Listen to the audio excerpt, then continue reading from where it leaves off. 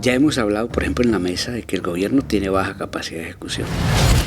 El ELN es una organización político-militar. Aquí no puede entrar cualquiera. Si pudiera volver a empezar, ¿recorrería el mismo camino? Yo me dedico a buscarle salida al país. Yo pienso que estoy retribuyendo lo que invirtieron en mí.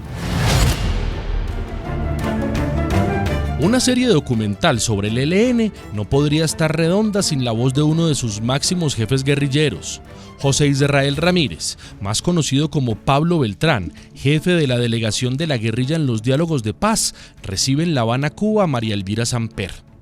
Beltrán repasa la historia de su vida, que es también la historia del ELN. La charla dura 4 horas, pero 4 horas para un podcast no lo resiste ni el mejor oyente. La cita tiene lugar en un despacho desangelado del primer piso del Hotel Palco, a 20 minutos en carro de la famosa bodeguita del medio, célebre por los mojitos que solía pedir el escritor norteamericano Ernest Hemingway, Premio Nobel de Literatura. Beltrán acepta todas las preguntas, pero capotea con destreza las respuestas que podrían ponerlo en apuros. Capítulo 11. Pablo Beltrán no piensa en la muerte.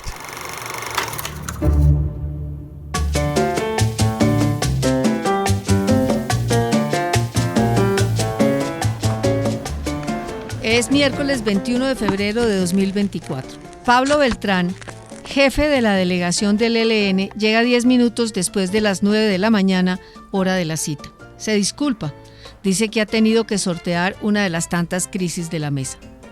Su actitud es amable, lo imaginaba más adusto, y antes de empezar pide autorización para grabar.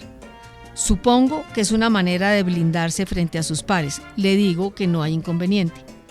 El propósito de este podcast en este capítulo es conocer el devenir del ELN desde la mirada de uno de sus comandantes y establecer su posición sobre la negociación con el gobierno del presidente Gustavo Petro. Pero la conversación se desvía con frecuencia del objetivo inicial porque a Beltrán le gusta contar historias. No queda más remedio que editar. Beltrán dice que las reformas deben ser graduales y que es necesario contar con el sector privado, que hay desencanto con el gobierno Petro, pero que hay poderes interesados en frenar el cambio.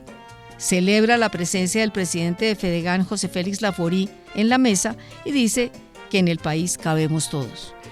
Niega el reclutamiento de menores, pero según la Comisión de la Verdad, entre 1990 y 2017, el ELN reclutó más de 1.300 menores de edad.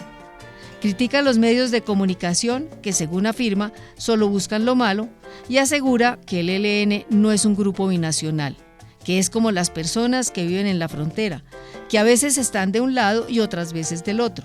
Sin embargo, investigaciones de campo han encontrado evidencia de que frentes del ELN están instalados en el arco minero del Orinoco y que han llegado hasta el Esequibo, una zona de 160.000 kilómetros cuadrados que está bajo la administración de Guyana, pero que Venezuela reclama como suya.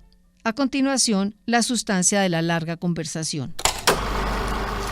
Entonces ahora pasemos como a lo personal. ¿Usted se llama Israel Ramírez de verdad? José Israel. José Israel. Porque es que en esa época lo ponían a uno con partido con doble, bautismo. Claro. ¿Cómo es llevar una vida, digamos, con una doble identidad en la que la identidad falsa, Pablo Beltrán, se vuelve la principal? Bueno, primero, ¿usted sí sabía que Willy Brandt no se llamó Willy Brandt?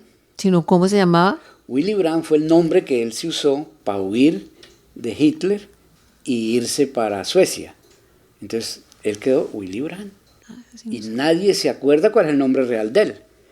Usted sí sabe que las hermanas Dusan no son hermanas Dusan. Yo sé, tenían otro apellido porque el papá se cambió otro apellido. Pero porque era el asesor legal de la guerrilla del Llano. Bueno, pero yo le estoy preguntando a usted, ¿qué se siente? No, un poco para decirle que es normal, no es lo único, correcto. Que es normal que entonces en estas situaciones uno toma lo que en el ELN llamamos nombres de guerra. ¿Y quién es Pablo Beltrán? ¿De dónde sacó ese nombre de Pablo Beltrán? Cuando me dijeron, oiga, tiene que ir a una reunión para hablar a nombre nuestro, entonces búsquese un nombre. Yo soy de un pueblo de Santander que se llama San Gil, que es una zona muy incidida por las ideas de José Antonio Galán, sí. La insurrección comunera. Entonces, uno desde niño siempre tiene... Como el Beltrán de Manuela. Exacto. ¿Y el Pablo? no sé. ¿Pablo de Tarso? Sí, por cualquier Pablo por ahí. Pero lo determinante era como recoger la Como esa inspiración tradición comunera. Sí, sí. ¿Usted tiene familia? Tengo hijos, claro.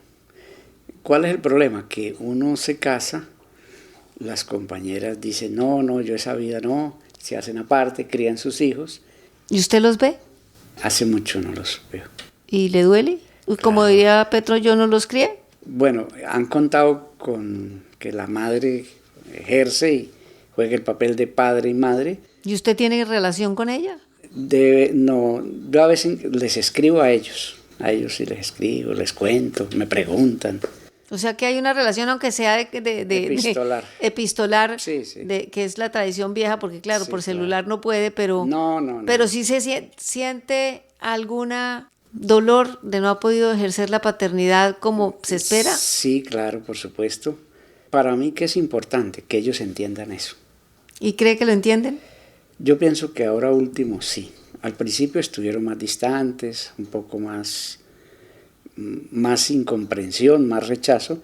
Después han ido a entender, bueno, entendemos que en estas cosas el tipo de lucha que usted tiene nos aparta y no nos involucra como para protegernos, pero a su vez entendemos que eso tiene que ser así. Usted estudió en la Universidad Industrial de Santander, hoy descubrimos que es ingeniero de petróleos. ¿Cuándo decide meterse a la guerrilla y por qué? En la UIS en esa época había mucha actividad política, estaban todos los grupos de izquierda. Yo le pregunté a un amigo, oiga, fulano de tal, usted de los grupos que hay aquí, ¿cuáles son así como para uno pararles más bolas? Digo, no, realmente los serios son los helenos. Bueno, entonces comienza uno a buscar. Estando en la universidad no solamente hacíamos discusiones o marchas, sino íbamos a los barrios a hablar con la gente. Yo me acuerdo que en el aniversario de Camilo, en el 10º, hicimos toda una campaña en los barrios de Bucaramanga explicando quién era Camilo, tal. Era como lo normal, trabajar mucho con la gente. Usted dice que cuando se entra al ELN los mandan a trabajar a cultivos y pues digamos que conozcan la ruralidad, por decirlo de alguna forma. ¿A usted lo pusieron a hacer qué? No, porque cuando yo llegué a la guerrilla rural, fue huyendo de Bucaramanga porque ya me estaban poniendo unos carteles muy grandes, se busca. Entonces me dijeron, no, pues mientras que lo dejan de buscar, vayas un tiempo para un frente. Entonces me fui para un frente. Pero usted ya era parte de las milicias. Yo ya era guerrillero urbano, por supuesto. Yo ya era de la dirección de la guerrilla urbana de Bucaramanga. Si pudiera volver a empezar, ¿recorrería el mismo camino? Yo pienso que sí por esto. En esa época el Estado colombiano gastaba 50, 60 mil dólares en formar un ingeniero petrolero, pero se iban a trabajar a las multinacionales. Impuestos de los colombianos formándole ingenieros a las multinacionales. Entonces, si esos que invirtieron en formarme a mí, yo me dedico a buscarle salida al país, yo pienso que estoy retribuyendo lo que invirtieron en mí. ¿Usted ha estado en combate y ha matado gente? Pues en combate sí, otra cosa es que uno sepa cuánto efectivo ha sido, no puede uno... Claro. Sí, no. Pero sí ha disparado. Sí, por supuesto, sí. ¿Ha cambiado de posición en algo, digamos, o usted es inflexible en su posición y no sigue, digamos, el espíritu de los tiempos? ¿O qué lo ha hecho cambiar? Yo pienso que es que la vida enseña una gran cosa, el realismo. Entonces, la política se hace con base en realidades. Entonces uno tiene que volverse un mago en entender la realidad en cada parte para ver cuál es la política. Eso lo hemos aprendido en el ELN. O sea, nosotros no... Por ejemplo, a mí me han dicho, ¿usted quiere socialismo pasado mañana? No. Democraticemos esto. Y democratizando esto, empoderemos la sociedad y vamos mirando qué camino se escoge. O es que quieren copiar el camino de Venezuela. No, cada pueblo tiene su camino.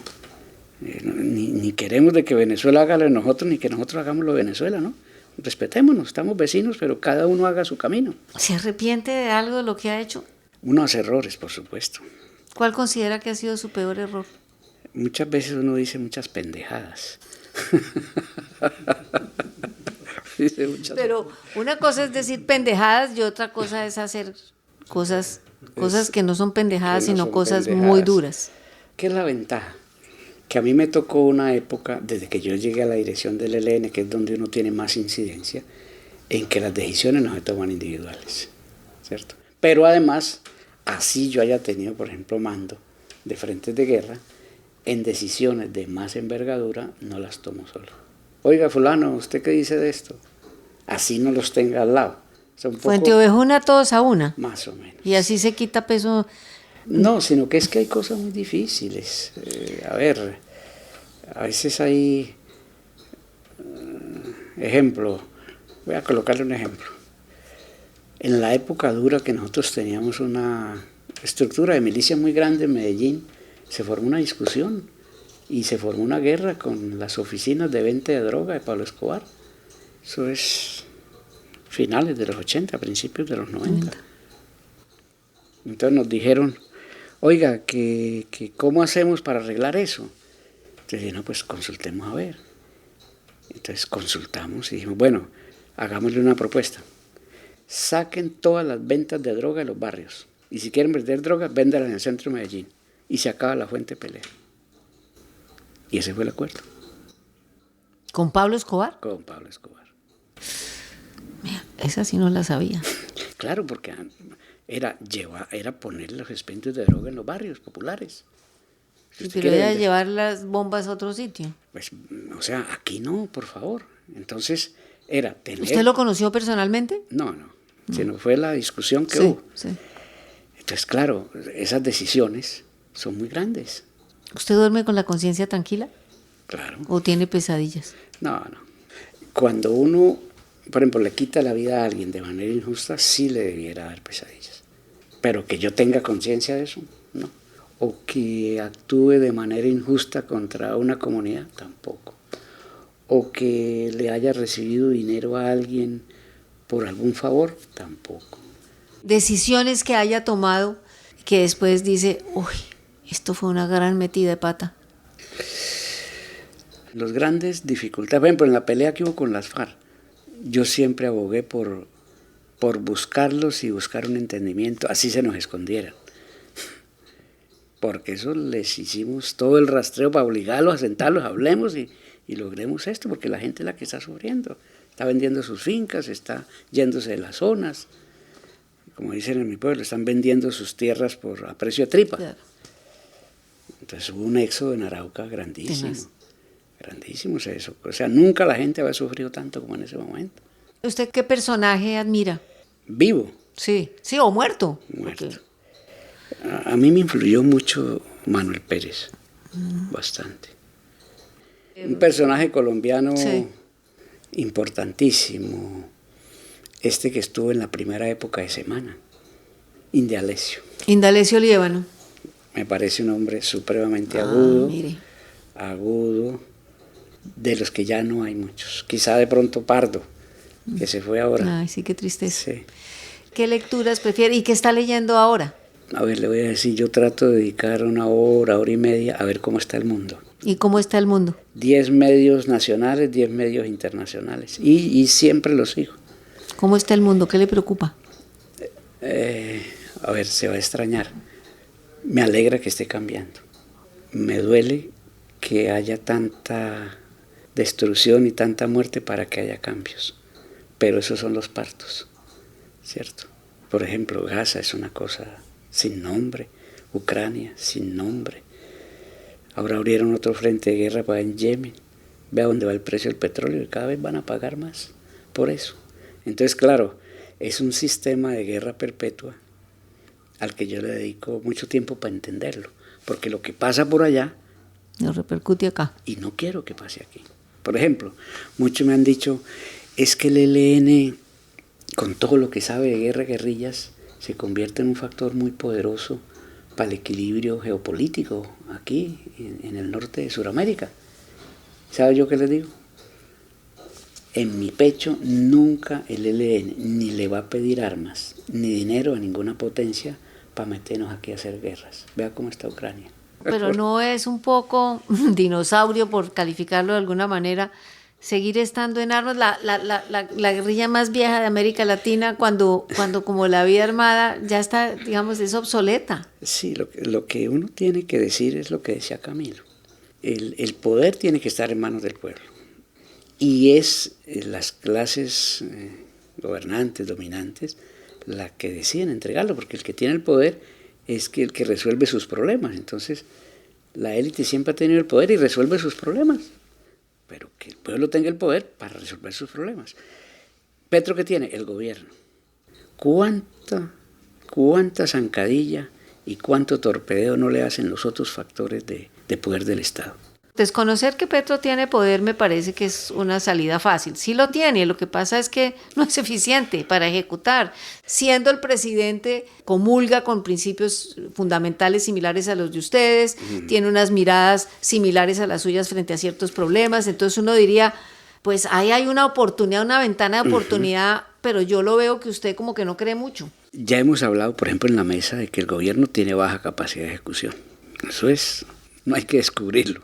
Hemos hablado también de llevar programas de desarrollo territorial a las zonas críticas. ¿Cuál es la salida para la corrupción sistémica? Porque es sistémica. Control social. ¿Qué es control social? Enseñar a la gente a que gestione sus cosas. Enseñar a la gente que no las delegue. Enseñar a la gente que exija que lo que se pacta con un candidato o el que sea, se cumpla. Entonces nosotros hemos dicho, si vamos a hacer gestión de desarrollo territorial, es con base en capacitar a las comunidades para que hagan la gestión. ¿Y ustedes sí están en capacidad de capacitar a la gente para gestionar proyectos, para hacer los estados financieros, para analizar la viabilidad de los proyectos? Claro. ¿Qué promovemos nosotros? Nosotros estamos promoviendo, por ejemplo, muchos proyectos de agricultura orgánica. Estamos promoviendo muchos proyectos de electricidad, de microcentrales o fotovoltaicas para no tener diésel quemando en termoeléctricas. Entonces todo eso va capacitando a la gente no en la teoría, sino resolviendo sus cosas. Entonces, como sabemos de eso, creemos de que cualquier cosa se puede hacer. En el mundo hay dos tipos de gentes, los gestores y los digestores. Entonces, si nosotros conseguimos digestores, se comen la plata y a la gente no le llega nada. Ya no le digo que las ONG se comen el 20% apenas por administrar un proyecto. Yo, no, por ahí no es. Capacitemos a la gente. Dejen las armas. Para eso es la solución política. Mire, ¿qué cualidad admira una persona y cuál considera que es su principal cualidad? Esto necesita parresía. ¿Qué es eso? Que es no solamente entender la verdad, sino valor para sostenerla. Eso es lo que nos va a salvar. ¿Qué quiere decir eso? Hay mucha gente que entiende qué pasa en el país, pero para que no lo censuren, para que no lo hostiguen, para que no lo persigan, se calla. Entonces esto necesita resolver problemas en Colombia, necesita las dos cosas. Que usted esté en lo cierto de cuál es el problema y cómo encontrarle salida, pero también que usted arriesgue y tenga valor para meterse. Esa es la cualidad que usted considera, que usted entiende y tiene el valor para hablar de frente sobre eso. Y no solamente hablar, para comprometerse en resolver eso. Y el defecto que lo mortifica, porque uno tiene muchos defectos y hay unos que dice miércoles, ¿cómo arreglo esto? Hay tantos. Yo pienso que la vida en general, en la cultura que vivimos, se desarrolla mucho en la gente buscar el interés propio. Entonces, claro, todo el mundo vive a ver qué coge, qué saca, qué se guarda, qué sombra tiene. Y todas las relaciones, hasta las interpersonales, están basadas como en que, como dicen... ¿Y usted qué sombra tiene? En el valle, el CBY, que cómo voy yo, o qué me toca a mí. Porque es que Álvaro Gómez decía una cosa importante. Es importante saberse uno rodear. Uh-huh. Y yo creo que esos son los problemas que tiene Petro. No solamente ejecución. Y resulta que si yo me rodeo de gente que solamente ve en mí la sombra que yo proyecto, me jodo. ¿Cuál cree usted que es la sombra que proyecta? A ver, primero que un poco que confíen en lo que yo digo. Por ejemplo, yo soy vocero del ELN. Sí. Y yo me cuido de decir una cosa que no sea. ¿Y cómo hace usted? Vuelvo, insisto, con el señor García, ¿por qué no le pone un poquito de bozal? Porque a mí me da la sensación que para usted no es cómodo cuando él sale a hacer esas declaraciones. ¿Cómo lo tranca? No, son cosas de estilo. Por ejemplo, si a mí me mandan a negociar, ¿qué es lo primero que tengo que hacer? Establecer una relación de confianza. ¿Cómo establezco una relación de confianza? En lo que yo diga, ellos tengan la certeza de que eso es, o sea, que yo sea creíble. Entonces, si yo me pongo a decir en privado o en público lo que no es, pues no solamente se jode Beltrán, sino se jode el ELN, porque si hay algo que esté desvirtuado es la palabra, o sea, la palabra es, hay que volverle a dar valor. Nosotros dijimos en la mesa, si no desconfiáramos de usted, no exigiríamos que pongan aquí en papel las cosas con 12 testigos internacionales, y el papel de los testigos internacionales es exigir el cumplimiento de acuerdos por el nivel de desconfianza que hay. De acuerdo, pero no me está contestando la pregunta. ¿Cuál cree que es su sombra? ¿O qué le molesta de usted? ¿Qué le dice? Yo sé que tengo este defecto y me gustaría corregirlo. Se lo voy a decir de otra manera. Cuando uno le tocan estos cargos de ser el vocero de una organización, está uno obligado primero a decir lo que es. Y donde uno diga una mentira, eso se vuelve un desastre. Pero además comienza a tener uno sobre sí más cargas que las que puede cargar. Entonces comienza a ver como un reto de estar a la altura del referente que uno se va convirtiendo. Ese sí es el problema.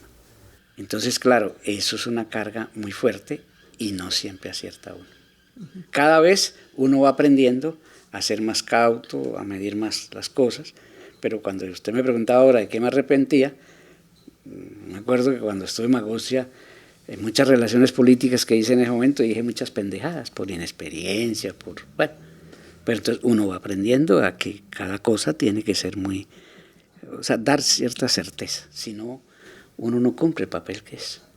Eso es. ¿Ha estado alguna vez al borde de la muerte? Varias. Por ejemplo, he estado en emboscadas donde ha tocado con dificultad para salir. He estado en sitios donde ellos saben que yo estoy, entonces viene bombardeo al día siguiente y a mí me toca hacerme en el cerro del frente a ver el bombardeo del sitio donde estaba el día anterior. He tenido que hacer marchas de un año seguido para salirme de un cerco. Eso es así. ¿No está cansado de la guerra? Pues a ver, quizá uno ya, cuando yo estoy con los compañeros en el campo, ya no porto fusil para llevar menos peso. O sea, ya también yo me voy adaptando. También escojo dónde estar. Yo no voy a estar entonces en los sitios de más confrontación, pero yo trato de estar siempre con mi gente.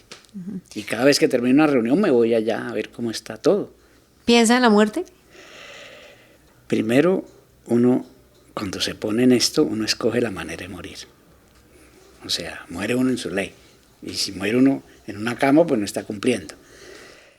Pero entonces uno aprende a no temerle, pero a no dejarla acercar.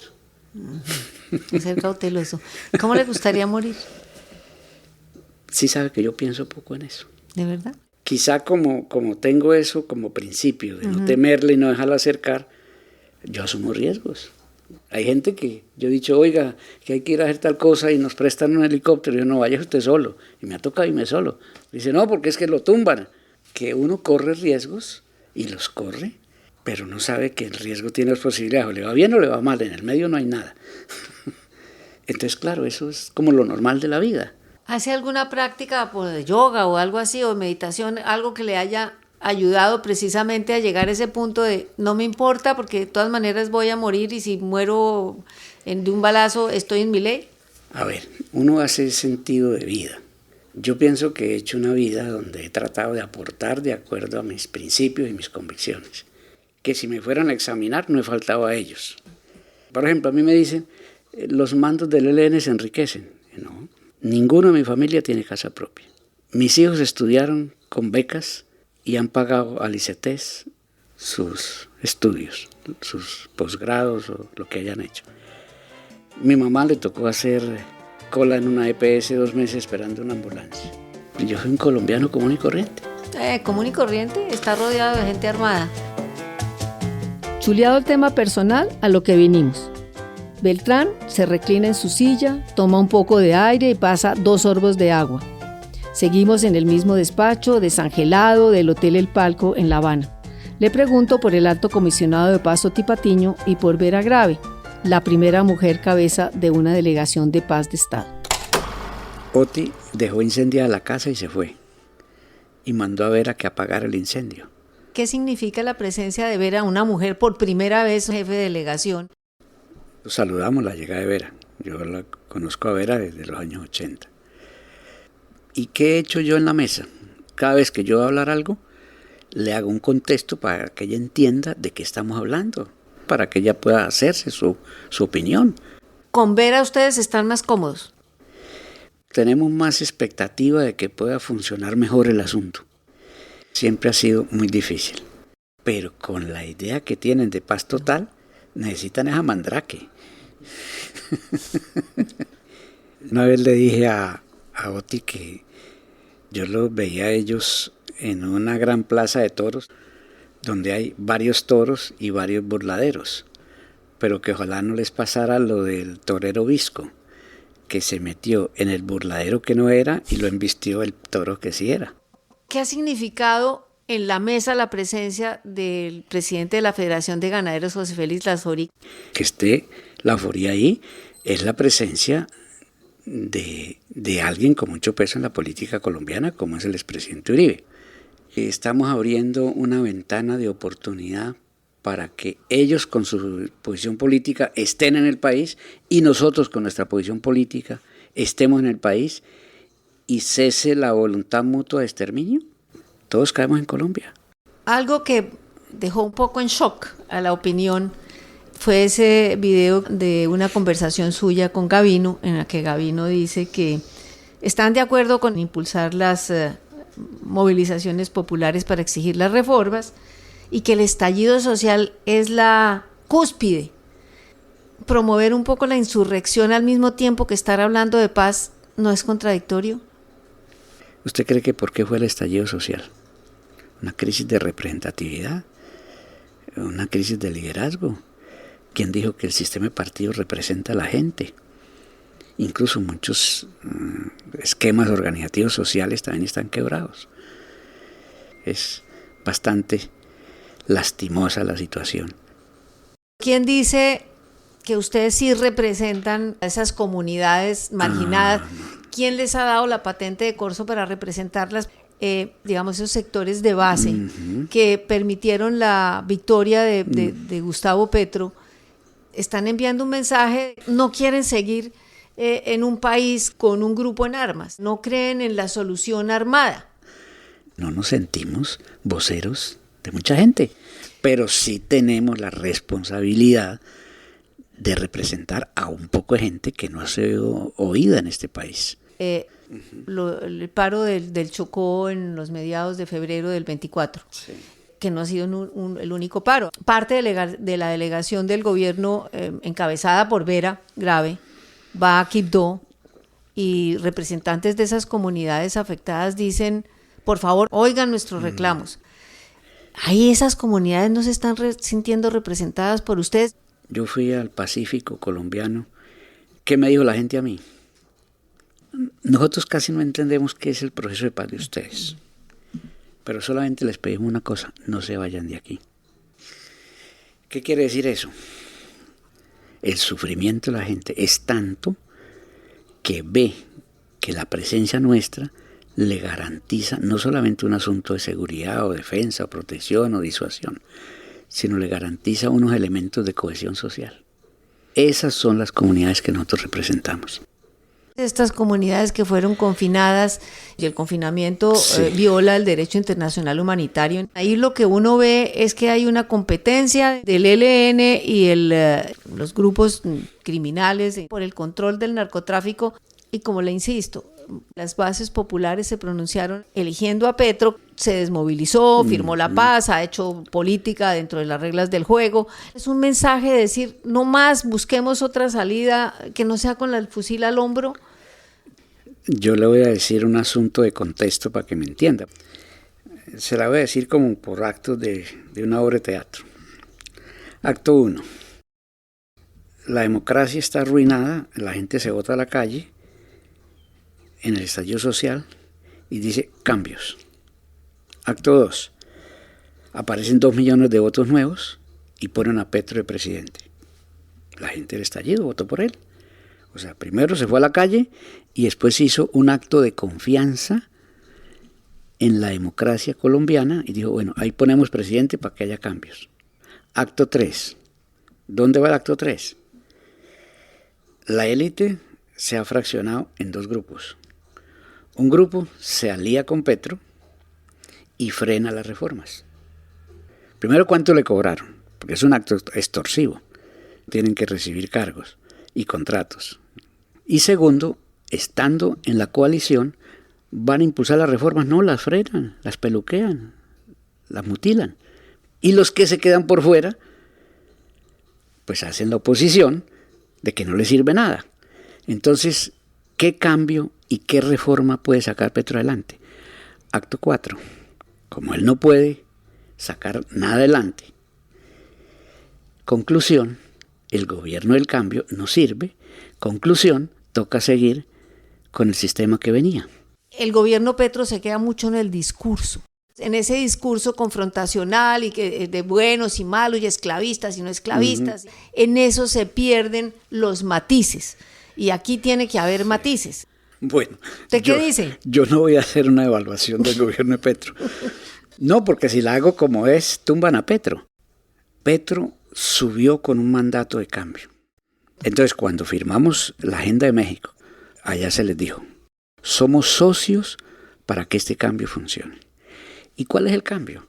Escuchar la sociedad, que la gente diga que hay que cambiar a Colombia y que comencemos una transición hacia los cambios. Jamás se ha dicho que los cambios son actos mágicos. Pero cualquier decisión que tome este gobierno o el siguiente o el subsiguiente tiene que ir encadenado en ese proceso de transición, porque no perdemos esfuerzos. Cuando el ELN se sienta a una mesa de negociaciones es porque tiene la voluntad política de cambiar. Nosotros no tenemos problema con que en el punto 5 la agenda diga vamos a ponerle fin al conflicto armado, vamos a hacer un acuerdo sobre las armas del ELN. Eso no es ningún tabú en el ELN. Pero usted dijo en un momento dado, y lo tengo grabado, que primero las reformas estructurales y después sí podían hablar de las armas. ¿No cree que eso es absolutamente inviable? ¿No hay una manera de pensar el desarme en una forma distinta? Le voy a hacer dos ironías. La primera, la FARC se movilizó y ya llevan 300 muertos en ese debate democrático. Entonces, ¿qué estamos diciendo nosotros? Ojo a esto. El ELN está dispuesto a cambiar, pero en Colombia cambiamos todos. El que crea que Colombia cambia porque cambia el ELN y el resto sigue igual, se equivocó con nosotros. Punto 1. Y punto 2. Nosotros somos absolutamente conscientes de que aquí hay problemas estructurales que no se resuelven con actas de magia. O sea, necesitamos procesos. Ya le dije, el acuerdo que tenemos con el gobierno es desarrollar transiciones, incluida la nuestra. La segunda ironía, ¿cuál es? Cree que nosotros vamos a firmar promesas de que va a haber cambios, pero a nosotros nos dicen cambio absoluto ya. Cuando lo que nos demuestra el país es que hay sectores de la élite que creen que la solución del país es perseguir y exterminar al ELN. Entonces con ellos nosotros nos tenemos que defender. Por eso estamos en un cese en que dijimos, cesamos las operaciones ofensivas, pero siguen las defensivas. Porque es que nosotros no tenemos vocación de mártires. El ELN aprovecha los ceses del fuego para fortalecerse y extenderse. En el 2016 los aprovecharon para ocupar espacios que dejaron las FARC después de la desmovilización, para ampliar su presencia en Venezuela.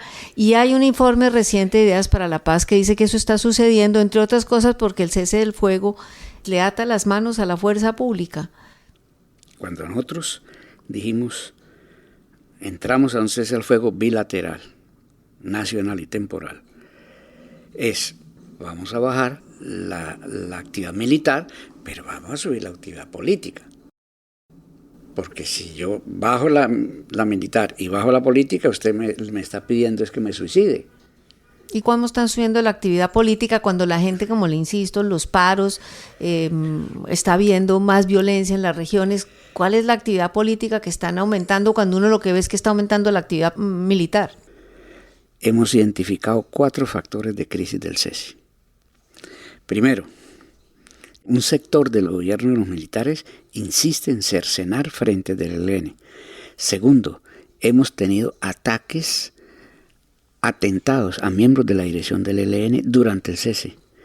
Tercero, hay más de media docena de ataques en las regiones bajo la forma de paramilitarismo que cuentan con la connivencia o la omisión de las fuerzas militares. Y cuarto, hemos tenido despliegues en todas las zonas del país y acantonamientos en zonas donde está el ELN. Yo le agrego el quinto. Y yo creo que uno no necesita ser experto para saber que hay frentes que, como el que opera en el Chocó, como el de Pablito que opera en Venezuela y en la frontera, que son como ruedas sueltas, que tienen agendas propias. ¿Puede garantizar que hay unidad de mando? ¿Usted por qué cree que me fui yo para el Chocó en el 17 y volví ahora en el 23? Porque a mí me interesa explicarles a cada uno de los mandos qué es el proceso y decir, bueno, ya lo entendió, entonces lo cumple. Digamos, el gran interrogante en este momento es el frente nororiental, el de Pablito, con una presencia muy fuerte en Venezuela, y ustedes en la quinta conferencia dijeron que iban a apoyar la revolución bolivariana. Hay connivencia con el gobierno de Maduro, que son funcionales al gobierno de Maduro, que allá operan como una especie de grupo paramilitar. ¿Usted está seguro y puede garantizar que si ustedes llegan a acuerdos o a que los acuerdos que han llegado, ese frente, ese sector, va a acatar lo que ustedes dicen? Yo pienso que sobre eso se han hecho fábulas. ¿En qué sentido? Si hay alguien que esté de acuerdo con que haya una mesa, esta mesa, y adelante esa negociación, es Pablo, el compañero de Oriente de Arauca. Es una verdad de apuño que algunos frentes se metieron en el tema del narcotráfico, y el del Chocó es uno de esos, el del Catatumbo es otro de esos. Todas las actividades económicas que se hacen en las zonas donde hay frentes del ELN pagan un impuesto. Cuando cualquier comprador entra a comprar base de coca, paga por cada vez, si sacó 10 kilos, paga por los 10 kilos, sacó 1 kilo, paga por el kilo. Ese es el impuesto. Lo mismo que se le cobra a cualquier actividad económica.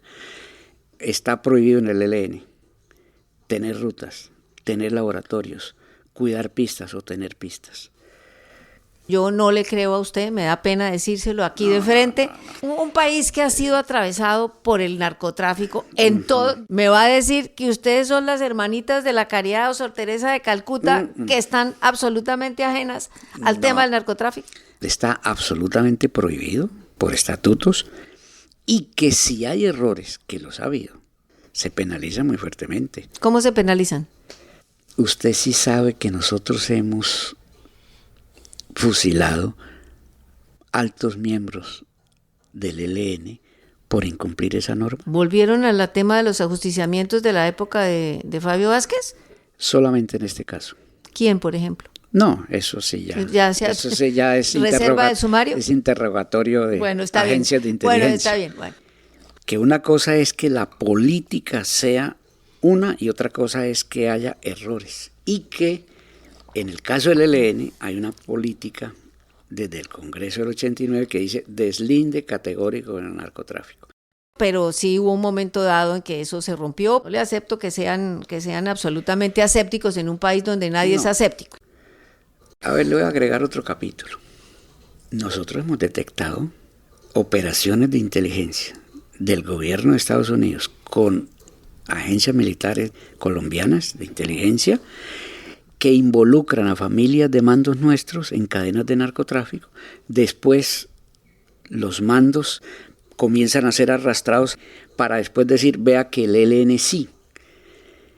Hay procesos de entrampamiento, hay procesos de degradación programada, y nosotros estamos detrás de investigar y documentar esos casos.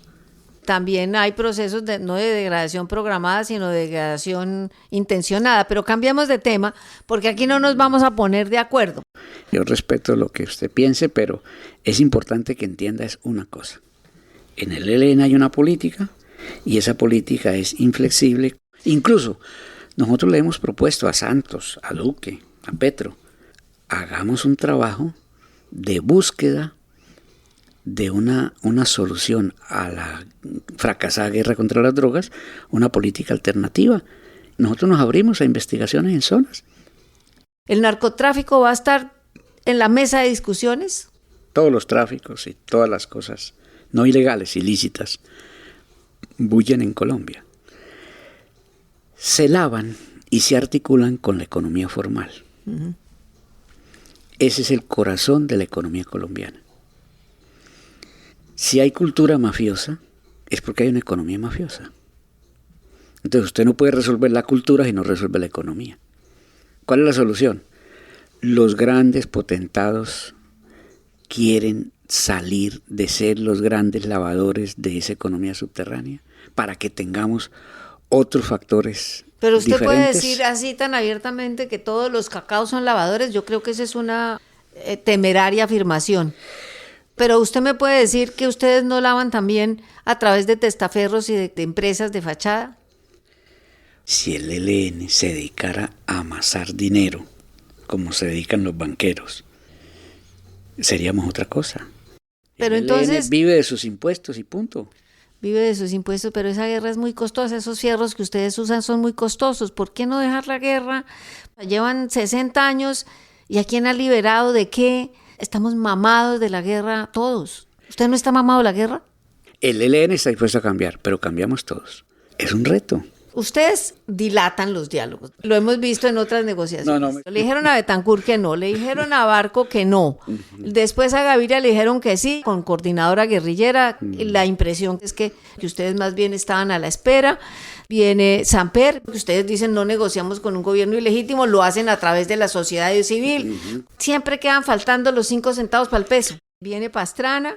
Quedan unos contactos hechos, después viene de Pastrana, viene pues la reacción de Uribe, tienen 8 o 9 rondas en La Habana, fracasan, después viene Santos, dejan lo del acuerdo base en el 2017 y ese acuerdo base les sirve de punto de partida. ¿Qué más? ¡Qué cansancio! Hay matrices y hay narrativas, en eso hay que ser muy justo con el país. ¿Qué pasó en cada momento? ¿Qué puso cada uno y cuáles fueron las equivocaciones? Con eso no estamos diciendo que no nos equivocamos, pero entonces no me vengan a decir ahora que entonces todos los esfuerzos, por ejemplo, que yo he hecho en 25 años es porque yo he metido la pata y los gobiernos. Chávez fue muy importante en el proceso con las FARC. ¿Cuál es su relación actualmente, o la relación del ELN con el gobierno de Maduro? ¿Tienen línea con Miraflores? Venezuela siempre tuvo como esa posición de facilitar. Incluso comenzó con Carlos Andrés Pérez. Venezuela juega en doble sentido. Primero, nosotros no confiamos en el gobierno colombiano para que vaya a una zona nuestra a que haga una extracción de miembros de la delegación del ELN. ¿Entonces no confían en el gobierno Petro, que se supone que es proxy a ustedes? Eso quizá, ya me parece grave. Petro es el jefe de las Fuerzas Armadas, pero no necesariamente las manda todas. Hay sectores de los militares que no quieren mucho este proceso de paz. Yo me santiguo antes de ponerme en manos de ellos. Entonces nosotros en la mesa acordamos de que Venezuela era país de tránsito y además es país garante. Aquí hay un vocero del gobierno de Venezuela que es el general Martínez Mendoza.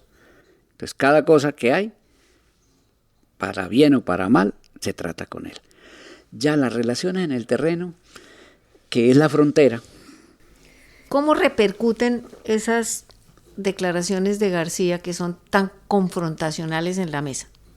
Me perdona la expresión, pero a uno le da la sensación de que García es siempre la mula atravesada en los procesos. Hay matices, pero aquí hay mayorías y minorías. Nosotros somos una dirección colegiada. Todas las instrucciones me las dan, yo de ahí no me salgo.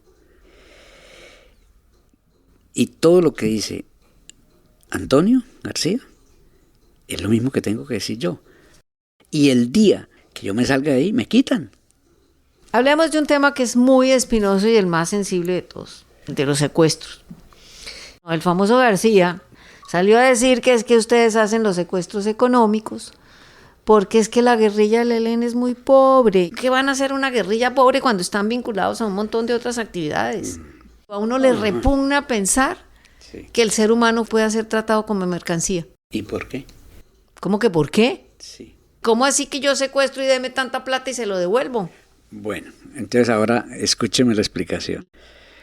Cuando uno se alza en armas contra un Estado, uno es muy celoso de cuidar 4 cosas. Primero, la legitimidad, o sea, ¿por qué el alzamiento armado?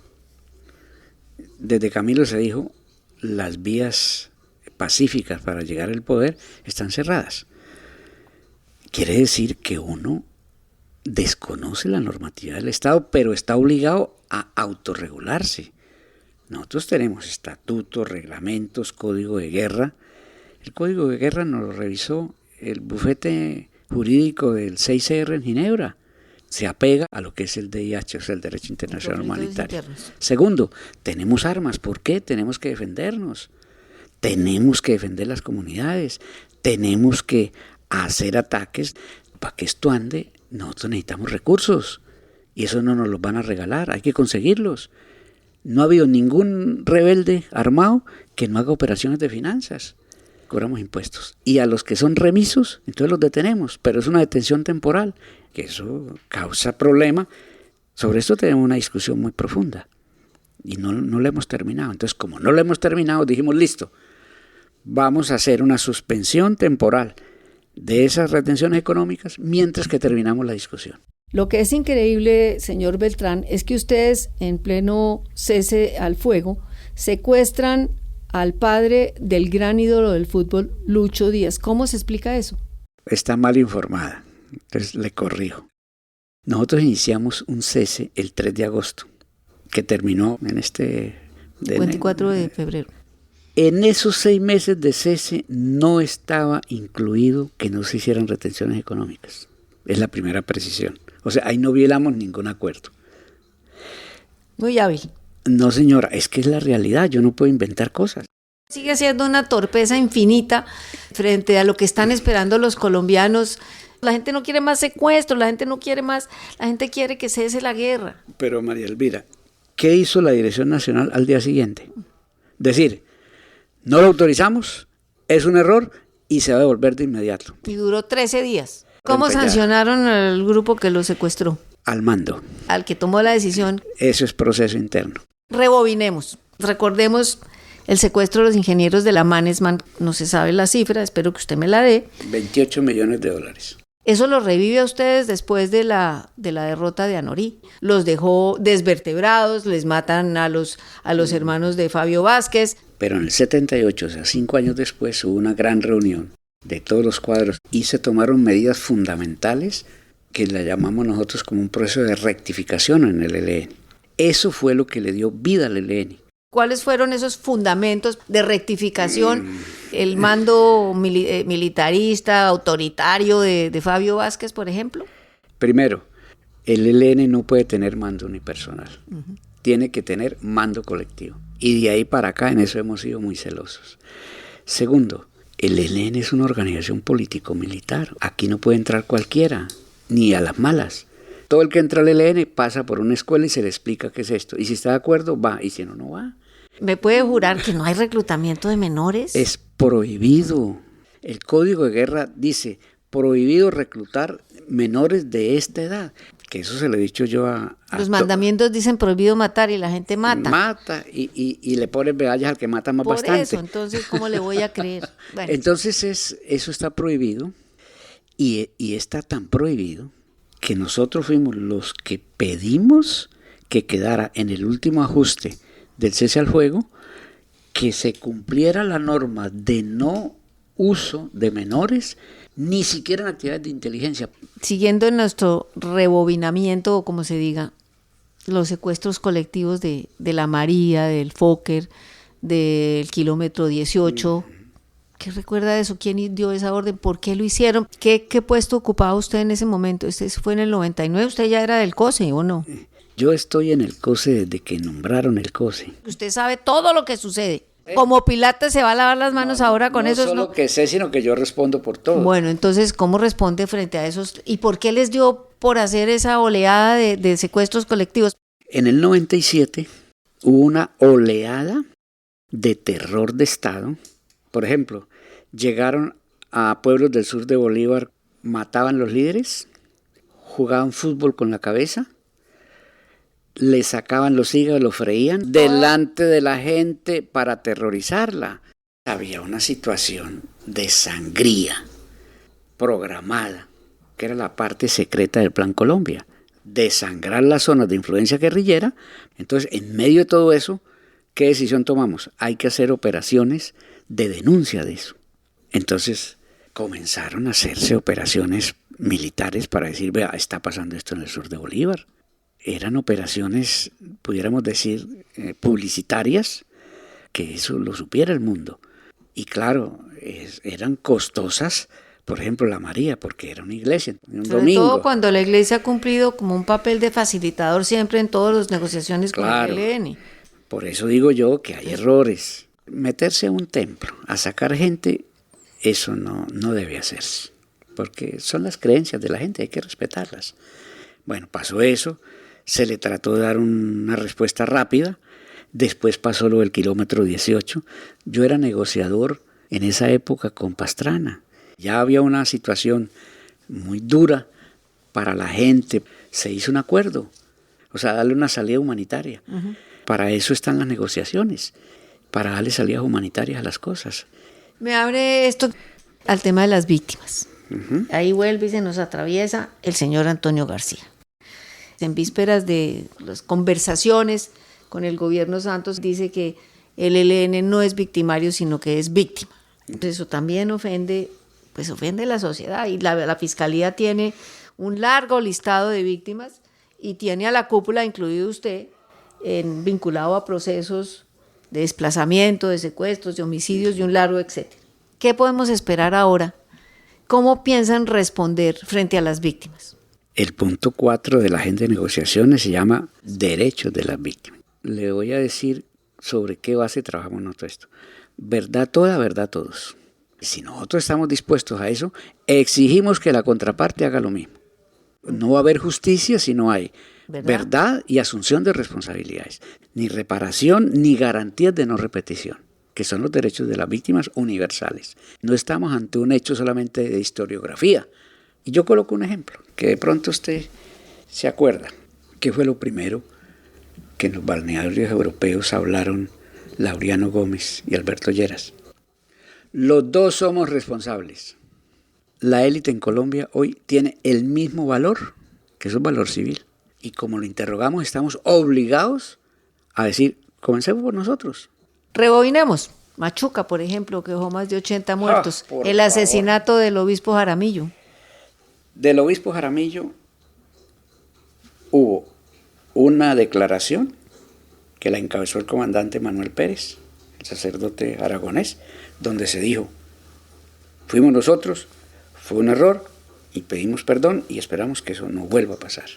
Machuca, usted sabe que la mayoría de los muertos en Machuca son familias de guerrilleros del ELN. ¿Quién ordenó el atentado al oleoducto central cerca de Machuca? Le voy a decir dos cosas, que a la gente no le gusta la historia completa, le gustan las historias incompletas. Mire este otro pedacito que no les gusta.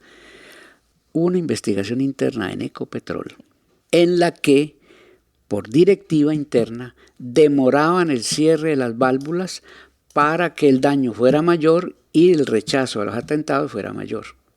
Mire lo que yo le estoy diciendo. Yo soy ingeniero de petróleos. Y entonces usted fue el que diseñó todos esos dispositivos para que se abriera poquito, de tal manera que hicieran el menor daño posible. No, eso es ingenio colombiano. Mire, ahí hay una responsabilidad. A los mandos que ordenaron eso, los llamamos a juicio. Al frente se le llamó a juicio también. Y producto de las medidas disciplinarias que se tomaron, los dos mandos principales que debían responder prefirieron irse, los recibió las FARC. Hablando de las víctimas, el gobierno ha propuesto una comisión de la verdad sobre la naturaleza como sujeto de derechos, como víctimas. Y un informe de la Fundación de Ideas para la Paz y de la Consultoría para los Derechos Humanos y el Desplazamiento que le presentaron a la Comisión de la Verdad, dice que entre 1986 y 2015 hubo más de 1.600 atentados contra el oleoducto Caño-Limón atribuidos al ELN. ¿Cómo piensan responder a esos daños que son irreparables? Si esa comisión es para que se sepa la verdad de todo y todos, de acuerdo. Pero si es solamente para que se hable el ELN, eso sí ya no. Me parece que es una trampa decir que si analizamos los problemas del ELN se resuelve Colombia. No, señora. Si vamos a analizar los daños del ELN en el campo de la industria petrolera, no dejemos por fuera, ¿no?, los que hizo la Texas en Puerto Boyacá o lo que hizo la Tropical en Barrancas desde que comenzó. Cuando nosotros decimos es verdad toda, verdad todos, es para todo. Alguien tiene que dar el primer paso y si ustedes están en ese proceso, pues uno espera que empiecen por decir las verdades. Como nosotros también tenemos experiencia, no queremos ser el chivo expiatorio. Que hable el ELN y después ya se acabó. En cuanto a un posible acuerdo y una desmovilización del ELN, ustedes han dicho que no quieren ir al Congreso, que no tienen curules. Entonces, ¿qué tipo de participación buscan? ¿En qué condiciones? ¿Cómo la contemplan? ¿Cómo se transformaría el ELN? Bueno, a mí me han dicho la pregunta de otra manera. ¿Cuál es el principal cambio que ustedes creen que tiene que haber en Colombia de régimen? Pero entonces aquí hay que echarle mano a Álvaro Gómez. Acuerdo sobre lo fundamental. También que decía, ¿qué es el régimen? En últimas, ¿cuál ha sido la esencia, el alma del régimen en Colombia? Perseguir y exterminar al opositor. Duro decirlo, pero esa es la realidad. ¿Cómo acabar con eso? Yo pienso que esa es la solución política. Dentro del marco, digamos, de la constituyente, se movilizan, salvo las FARC y ustedes. Mirando hacia atrás, ¿no piensan que perdieron una oportunidad? Finalmente, el M-19 saca 19 representantes. Antonio Navarro es uno de los presidentes de la Asamblea. Los otros tienen representación. ¿Por qué decir que no se había una oportunidad de participar en ese foro democrático? Otro vacío de historia. Con Leiva tramitamos la presencia de delegados de FARC y ELN en la constituyente. Pero entonces nosotros dijimos, vamos como observadores, nos interesa, miremos a ver cómo es. No nos queremos quedar afuera. Que fue cuando comenzó el proceso ya más, dijéramos, ahí comenzó el proceso de paz. Conozco una declaración de Gaviria diciendo no es posible una presencia en la constituyente armados. Si el proceso avanza lo suficiente, estarían dispuestos a concentrarse para garantizar un poco mayor seguridad, ya que están enfrentados a otros grupos en diferentes... No. Concentración no. No, porque es que ese debate lo hemos tenido en la mesa. Lo tuvieron en Caracas, eso le iba a decir. Corrales. Sí. No. La tendencia en las encuestas es que la gente cree en la solución negociada, pero que no tiene mucha fe en el ELN. ¿Cómo contribuyen ustedes a eso? Pero sin fusiles, es que yo le digo, de verdad, es que si yo estoy en el Cauca y usted me dice, y yo sé que usted representa una organización armada y me dice hay que votar por no sé quién de gobernador, pues yo le digo sí, porque si no, ahí me matan. A ver, otro cuento. Yo estuve en el Chocó en octubre. ¿Sabe qué me dijeron los compañeros? En tal municipio hay 10 candidatos para las elecciones de octubre, el 29. Y los reunimos a todos. Y hicimos un acuerdo de cuáles eran los puntos básicos que cumpliría el que ganara. Clientelismo armado. Pero no me entendió María Elvira. Los sentaron y ellos dijeron, cada uno tiene sus puntos. Busquemos 3 o 4 y el que quede cumple esos 4 puntos. ¿Qué es eso en términos de política? Cohesión social. Pero ¿quién le dice no a una gente armada, por favor? ¿Hay militares en la mesa? Bastantes. No faltan, casi siempre están 8. ¿Cómo ha sido esa relación de ustedes en la mesa con esos militares? Cordial. Desde el comienzo el gobierno dijo, ellos son observadores. Yo digo que es casi una fiscalía. En términos de tribunal de justicia, ¿aceptan la JEP o pretenden un tribunal distinto? ¿Están dispuestos a pagar unos años de cárcel, aunque sean pocos? Porque es que están vinculados a muchos delitos. Pues, a ver, hay gente que se acerca a esta mesa que quiere otra cosa diferente y pasar esa página de lo que ha sido todo este torbellino de violencia. la queremos pasar, pero no con impunidad. Laureano Gómez, ¿cuántos años de cárcel pagó? El tiempo ha cambiado, hay derechos internacional humanitario, Corte Penal Internacional, pero la gente quiere algún tipo de respuesta a una multitud de delitos. Claro. Y entonces por eso tiene que ser así. Por eso, entonces. Pero entonces, entiéndame esto. Cuando nosotros decimos vuelvo y repito, y eso no es estribillo, verdad todos para asumir responsabilidades. Ese es el rasero. Que no se quede nadie por fuera. Desde el más encumbrado expresidente hasta el más sencillo. Porque cuando usted ve un fenómeno tan complejo como Colombia y solamente se queda pidiendo justicia en un eslabón de la cadena, ojo, eso es chivo expiatorio. ¿Aceptarían la JEP como un tribunal de justicia transicional o esperan algo propio? ¿Y ustedes sí saben cuántas leyes hay en Colombia? Más de 60,000. Pues nosotros tenemos... ¿O todavía están muy lejos de pensar en eso? Porque los veo como... Tenemos cierta aversión a tanto papel, tanta leguleyada. Este proceso está lleno de leguleyadas, por decirlo de alguna forma. Ustedes hablan de 22 acuerdos, de 21 acuerdos. ¿Y usted por qué cree que se firma cada cosa y se pone en papel y se le pone 12 testigos? Entonces, por desconfianza. Vamos para ninguna parte. ¿Usted cree que da el tiempo para que en 2 años, digamos, pueda salir humo blanco? Nosotros no firmamos cheques en blanco. ¿Qué quiere decir eso? Si nos metemos a hacer un proceso, a buscar una alianza social y política para que esto cambie, eso es crear una fuerza que va más allá de este gobierno. No le pidamos a este gobierno más de lo que puede dar. Y nosotros vamos a dar lo más que se pueda. Entonces no nos pongamos, entonces, ¿qué es que entonces antes del 7 de agosto de 2026, churin chunfly, desapareció el ELN?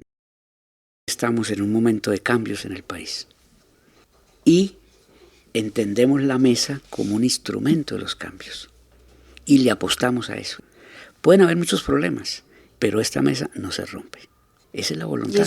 Y ese es el mandato que yo tengo. O sea, yo no me puedo salir de ahí. Hay como un consenso entre analistas, entre académicos, entre estudiosos del conflicto, y es que el ELN hoy tiene 2 salidas. O mantiene las conversaciones o acaba recorriendo el camino de una banda del crimen organizado dirigido por las facciones más radicales. Yo creo que el análisis es incompleto en esto. Muchos creen que el ELN abre mesas de conversación para conveniencia propia, ¿no? ¿Ustedes creen que solamente haciendo discusiones sobre el ELN esto se va a resolver? No. Que hagamos análisis objetivos de los problemas y encontremos soluciones para todos los problemas y que no se convierta los problemas del ELN en la panacea que va a resolver todo. No, ese sería un engaño. Ha pasado ya buen tiempo desde que hice la entrevista. El Frente Comuneros del Sur rompió con la Dirección Nacional del ELN y firmó un acuerdo con el gobierno. Y a mediados de septiembre, tras un ataque contra una base militar en Arauca que dejó 3 militares muertos y 27 heridos, el presidente Petro ordenó suspender las negociaciones. Una vez más, queda abierta la pregunta sobre la voluntad del ELN para lograr una paz negociada.